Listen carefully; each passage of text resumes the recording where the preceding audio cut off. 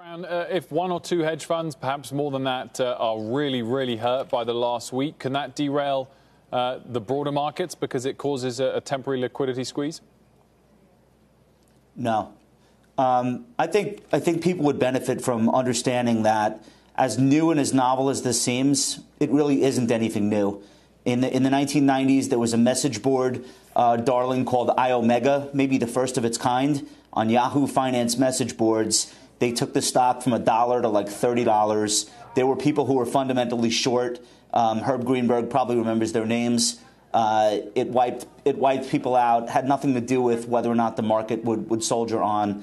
I think I'm not rushing to pick a side and wave a flag, but I'm definitely more sympathetic to what Chamath has to say, which is that the reason there seems to be an uproar this time is because the wrong people made money. And I don't like that stuff. I'm a man of the people. So I like that some kids that live at home with their parents or some traders that really were risking money that they couldn't afford. I like that they won this one, and I hope they win another one. Now, if there's manipulation, if there are wolves in sheep's clothing, if there are hedge fund operators involved stoking and orchestrating specific manipulation against their rivals, I suppose it's taken place on billions, the show. I suppose it's possible. That's not for me to figure out or for you. That's I think regulators will look at this. There's just too much trading volume and too much volatility for them to ignore it. But, I just would keep in mind that we've seen versions of this before. I really don't see the big difference between this and an ideas dinner other than the amount of people being invited to the table.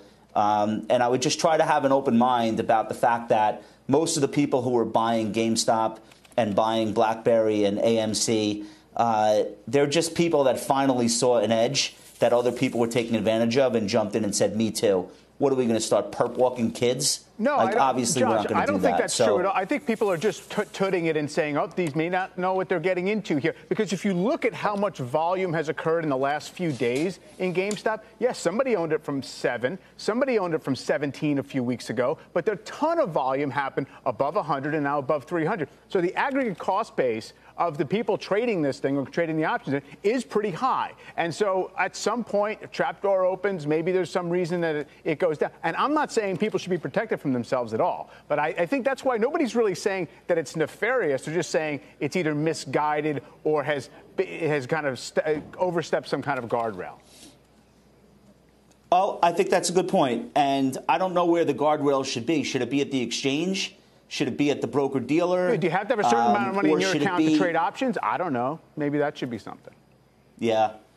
One thing that I also think is interesting, a lot of people took up trading this year. I think 10 million retail brokerage accounts open, like brand new people.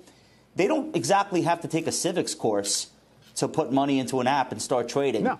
So I think there are probably statutes about manipulation and fraud and painting the tape that a lot of these participants aren't even aware of.